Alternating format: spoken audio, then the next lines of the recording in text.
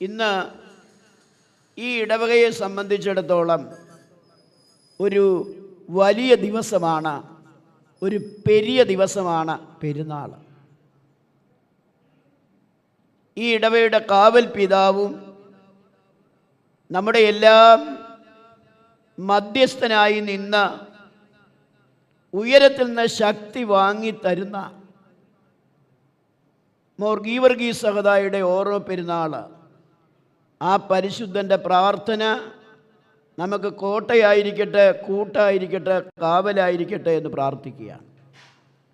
ഗീവർഗീസ് സഹദായെക്കുറിച്ച് സ്മരിക്കുമ്പോൾ ഒരു വാക്യം നിങ്ങളുടെ ശ്രദ്ധയിലേക്ക് കൊണ്ടിരുന്നത് വെളിപ്പാട് പുസ്തകം 20-ാം അധ്യായത്തിൻ്റെ 4-ാം വാക്യം.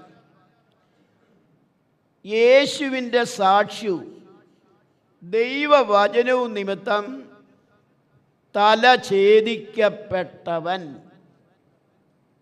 വളരെ വ്യക്തമായിട്ട് സ്നേഹത്തിൻ്റെ അപ്പോസ്തലൻ സ്വർഗം തുറന്ന് കാണുക. യേശുവിൻ്റെ സാക്ഷ്യവും ദൈവവചനവും നിമിത്തം തലയറക്കപ്പെട്ട ഒരു വിശുദ്ധനാണ് മോർ ഗീവർഗീസ് സഹദ. നാം ചരിത്രത്തിലേക്ക് നോക്കുമ്പോൾ AD 270 മുതൽ 303 വരെയുള്ള കാലഘട്ടത്തിൽ റോമാ സാമ്രാജ്യം ഭരിച്ചിരുന്ന ഡയക്ലീഷ്യൻ ചക്രവർത്തിയുടെ കാലത്ത് ജീവിച്ചിരുന്ന ഒരു നല്ല ഭടൻ്റെ രക്തസാക്ഷി കിരീടം ചൂടിയത് നമ്മൾ ഓർക്കുകയാണിന്ന്. ഈ ഗീവർഗീസ് സഹദായെക്കുറിച്ച് 3 വാക്കുകളാണ് കാലം ചെയ്ത ബസേലിയോസ് ഗീവർഗീസ് തുതിയൻ ബാവ പറയുന്നത്. ഒന്ന്, എഫോർട്ട്. എഫോർട്ട് എന്ന് പറഞ്ഞാൽ ശ്രമം. ജീവിതത്തിലൊരു ശ്രമമുള്ള ആളായിരുന്നു, എഫോർട്ടുള്ള ആളായിരുന്നു. 2, പെർസിസ്റ്റൻസ് എന്ന് പറഞ്ഞാൽ എന്താ, സ്ഥിരതയുള്ളവനായിരുന്നു. 3, ഒരു ഫോക്കസ് ഉണ്ട്. ഫോക്കസ് എന്ന് പറഞ്ഞാൽ ലക്ഷ്യം. ഇത് നമ്മുടെ ജീവിതത്തിൽ വേണം. ഒന്നാമത്തെ കാര്യം ശ്രമം അഥവാ എഫോർട്ട് ഉള്ളവനായിരുന്നു. 2, പെർസിസ്റ്റൻസ് അഥവാ സ്ഥിരതയുള്ളവനായിരുന്നു. 3, ആ വിശുദ്ധൻ്റെ ജീവിതം ഫോക്കസ്, ഒരു ലക്ഷ്യമുണ്ടായിരുന്നു. ഇത് നമ്മുടെ ജീവിതത്തിൽ നിന്ന് ഏറ്റുവാങ്ങണം. സഹദായിൽ നിന്ന് 4 കാര്യങ്ങൾ നിങ്ങളുടെ ശ്രദ്ധയിൽപ്പെടുത്തിക്കൊണ്ട് എന്നെ ഏൽപ്പിച്ച് ദൗത്യം അവസാനിപ്പിക്കും. എന്താണ് സഹദയിൽ നിന്ന് നമ്മൾ മനസ്സിലാക്കേണ്ടത്? Saint George was a dispassionate person. അതാണ് ഒന്നാമത് അറിയേണ്ടത്. Saint George was a dispassionate person. വികാരങ്ങളെ ഇല്ലാതാക്കി നിന്ന ഒരു വിശുദ്ധൻ, അഥവാ വികാരങ്ങളുടെ മേൽ ജയം കിട്ടിയ ഒരു വിശുദ്ധനാണ് ഗീവർഗീസ്. ചരിത്രത്തിൽ നോക്കിയാൽ അധികാരങ്ങളോടോ സ്ഥാനമോഹങ്ങളോടോ ലോകത്തിൻ്റെ ഔന്നിത്യത്തോടോ പണത്തോടോ ഒന്നും അദ്ദേഹത്തിന് താല്പര്യമില്ലായിരുന്നു. അദ്ദേഹത്തെ ലോകത്തെക്കുറിച്ച് പറഞ്ഞത്, ലോകം എനിക്ക് ചപ്പാണ്, ലോകം എനിക്ക് ചവറാണ്. ഈ ഒരു കാഴ്ചപ്പാടായിരുന്നു ഗീവർഗീസിനുള്ളത്. ഇന്ന് നമ്മളിലേക്കൊന്ന് തിരിയണം.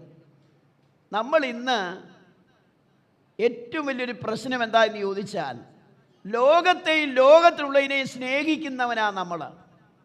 എന്നാൽ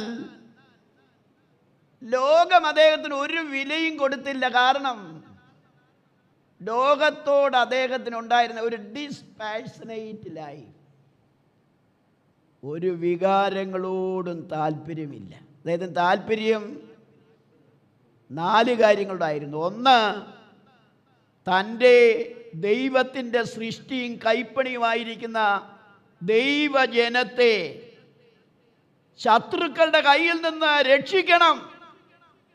അന്ന് ഡയക്ലീഷ്യൻ ചക്രവർത്തി അനേകരെ വാളിൻ്റെ വായ്ത്തലേക്ക് ഊണാക്കി.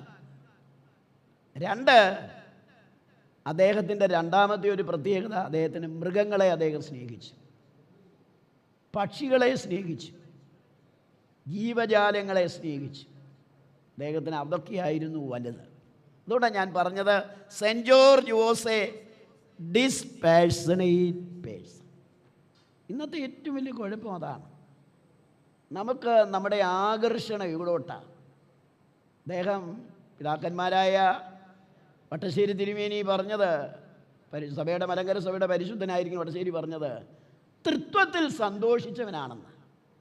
തൃത്വത്തിൽ സന്തോഷിച്ചു. അതായിരുന്നു ഗീവർഗീസ് സഹദായുടെ ലക്ഷ്യം. തൃത്വത്തിൽ ആനന്ദം കണ്ടെത്തി. ഈ ഒരാനന്ദം നമ്മൾ കണ്ടെത്തുന്നെങ്കിൽ സഹദായുടെ പെരുന്നാൾ അതിശ്രേഷ്ഠമായി. രണ്ടാമത്തെ കാര്യം എന്താണ്? ഗീവർഗീസ് സഹദായുടെ ജീവിതത്തിൽ നിന്ന് രണ്ടാമത് പഠിക്കുന്നത്, saint George was a detached person. അദ്ദേഹത്തിന് എല്ലാത്തിനോടൊരു വിരക്തി കൊടുത്തു. നമുക്കിന്ന് ചില വിരക്തി വന്നിട്ടുണ്ടോ? അതിനെ ആ ക്രൂശ് എടുത്തത്.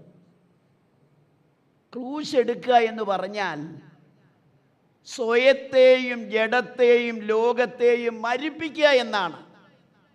ഇന്ന് നമ്മളിലൊക്കെ ഒരു മറഞ്ഞിരിക്കുന്ന കുറവ്, അറിയാതെ ലോകത്തോടൊരു അറ്റാച്ച്മെൻറ്റ്, സ്വയം, ജഡം, ലോകം ഇവയോടുള്ള അറ്റാച്ച്മെൻറ്റ് ഡിറ്റാച്ച്മെൻ്റ് ആകണം, വിരക്തിയുള്ളവനാകണം. അതുകൊണ്ടാണ് മൂന്നിടത്ത് അദ്ദേഹം ക്രൂശിച്ചു എന്നാണ് പിതാക്കന്മാർ പറയുന്നത്. ഒന്ന്, സ്വയത്തെ ക്രൂശിച്ചു. ഞാൻ എന്ന ഭാവം നമ്മളിലൊക്കെ ഉണ്ട്. ഒരു സെൽഫ് സെൻറ്റേഡ് ലൈഫ്. അത് ക്രൈസ്റ്റ് സെൻറ്റേഡ് ലൈഫ് ആകണം. അതായിരുന്നു ഗീവർഗീസിന്റെ ജീവിതം. ഞാൻ സെൻറ്റ് പോൾസിൽ പഠിക്കുന്ന കാലം ചെയ്ത മക്കാറിയോസ് തിരുമേനി ഒരിക്കൽ ഞങ്ങളെ ക്ലാസ് എടുക്കാൻ വന്നു. കാലം ചെയ്ത തോമസ് മാർ മക്കാറിയോസ് തിരുമേനി അന്ന് പറഞ്ഞ ഒരു വാക്ക് എന്നെ വളരെ ചലിപ്പിച്ചു. തിരുമേനിയുടെ വീട് അയിരൂരാണ്. തിരുമേനിയുടെ 1 വയസ്സിന് മൂത്തതാണ് പെങ്ങളായിരിക്കുന്ന മറിയം. സിസ്റ്ററായിരുന്നു, ബഥനിയിലെ സിസ്റ്ററായിരുന്നു. ഇന്ന് ഭൂമിയിൽ നിന്ന് കടന്നുപോയി.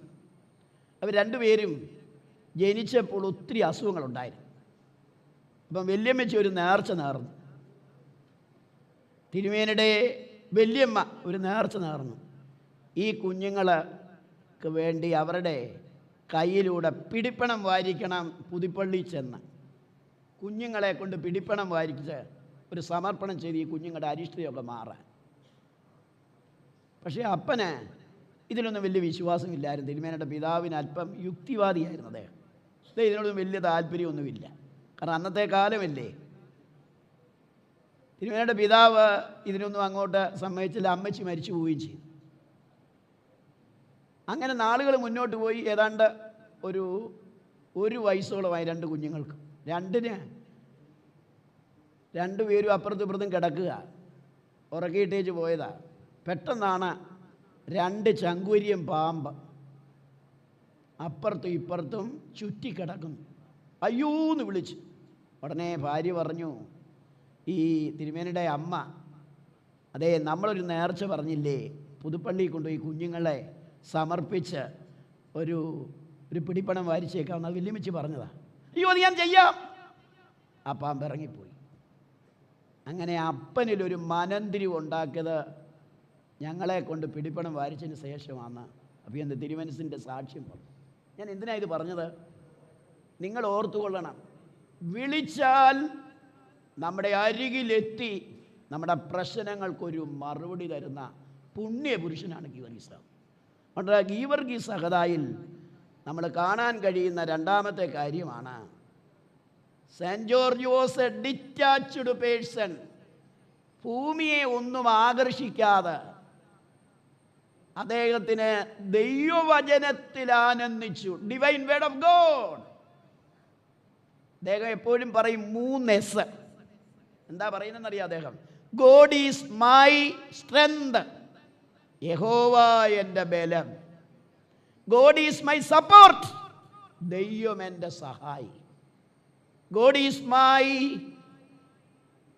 ഷെയ്ഡ്, ഷെയ്ഡ് എന്ന് പറഞ്ഞാൽ തണലെന്ന്. God is my shade. ഇങ്ങനെ പറഞ്ഞിരുന്ന പിതാവായിരുന്നു ഗീവർഗീസ്. ആ രക്തസാക്ഷി. അതുകൊണ്ടാണ് blood of the martyrs is the seed of the church. രക്തസാക്ഷികളുടെ രക്തമാണ് സഭയുടെ വിത്തെന്ന് പറയുന്നത്.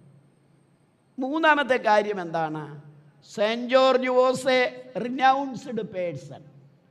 Cent George was a renounced person എന്ന് പറഞ്ഞാൽ എന്താണ്? അദ്ദേഹം എല്ലാത്തിനോടും ഒരു പരിത്യാഗിയായിരുന്നു. അതാ റിനൗൺസ്ഡ്, പരിത്യാഗി. നമ്മൾ പരിത്യാഗം നമ്മളിലേക്ക് വരണം. നമ്മൾ സാറിന് പറയും സ്വർഗരാജ്യത്തിൻ്റെ ആഗ്രഹം എന്താണെന്നോ? എല്ലാം ത്യജിച്ച് ക്രൂശിനെ പിൻപറ്റുന്നവനാണ് എന്നെ അനുഗമിക്കുന്നത്. ഇന്ന് നമ്മളിലേക്കൊന്ന് തിരിയണം. ഞാൻ ഏതിനോടൊക്കെയോ ആസക്തിയിൽ മുഴുകി നിൽക്കുക. ഇതുകൊണ്ട് എന്ത് ചെയ്യാന്നറിയാവോ? നമ്മൾ ഡിസപ്പോയിൻമെൻ്റ് ആകുക. നമുക്ക് ഒരാശ്രയമായിരിക്കണം.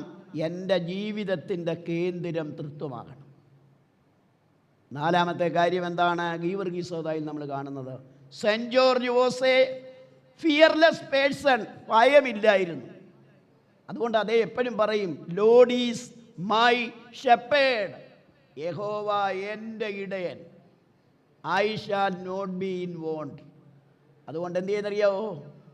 എനിക്ക് ഭയമില്ല എന്നത്. യഹോവ എൻ്റെ ഇടയൻ, എനിക്ക് മുട്ടുണ്ടാകുകയില്ല. ജീവിതത്തിൽ ഭയം വരുന്നതിന് കാരണം ദൈവാശ്രയമില്ല. അദ്ദേഹത്തിനൊരു കമ്മിറ്റ്മെൻ്റ് ഉണ്ടായിരുന്നു, ഒരു കമ്മീഷൻ ഉണ്ടായിരുന്നു. അതോടൊപ്പം ദൈവത്തിൻ്റെ മുമ്പിൽ അദ്ദേഹം ചെയ്തത് ഒരു കമ്മ്യൂണിക്കേഷൻ ഉണ്ടായി, ദൈവമായി ഒരു സംസാരം.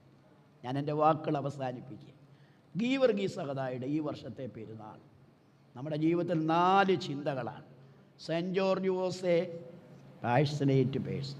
വികാരങ്ങളിൽ നിന്ന് വിട്ടു നിൽക്കുവാനൊരു ഭാഗ്യം, വികാരങ്ങളെ നിയന്ത്രിച്ച് നിന്ന ഒരു വിശുദ്ധൻ.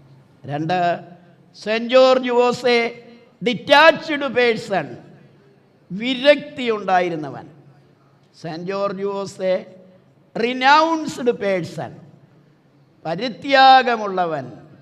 Cent George was a fearless person. ആ നിലയിൽ ഈ സഹദായുടെ പെരുന്നാൾ നമുക്കെല്ലാവർക്കും പുണ്യവും അനുഗ്രഹവും കൃപകളും ലഭിക്കട്ടെ. പ്രത്യേകിച്ച് വന്യ റംബാച്ചന് വേണ്ടി പ്രാർത്ഥിക്കണം. കൂടുതൽ ആത്മശക്തി കൊടുത്ത് നിലനിർത്തണം. ശാരീരികമായ ബുദ്ധിമുട്ടിനൊക്കെ റംബാച്ചന് ഉയരത്തിൽ നിന്ന് വലിയ ശക്തി പകരണമേ എന്ന് പ്രാർത്ഥിക്കണം. ഈ അവസരം ഒരുക്കി തന്ന ബഹുമാനപ്പെട്ട വികാരി അച്ഛനോടും വന്യ റംബാച്ചനോടും ആയിരിക്കുന്ന വന്യ വൈദികരോടും എനിക്കുള്ള ആദരവും സ്നേഹവും അറിയിക്കുന്നു. വചനം കേട്ട എല്ലാവരെയും കർത്താവ് തൻ്റെ ഉള്ളം കൈ നീട്ടി അനുഗ്രഹിക്കട്ടെ എന്ന് പ്രാർത്ഥിച്ചുകൊണ്ട് ഞാൻ എൻ്റെ വാക്കുകളെ ഉപസംഹരിക്കുകയും ചെയ്യും.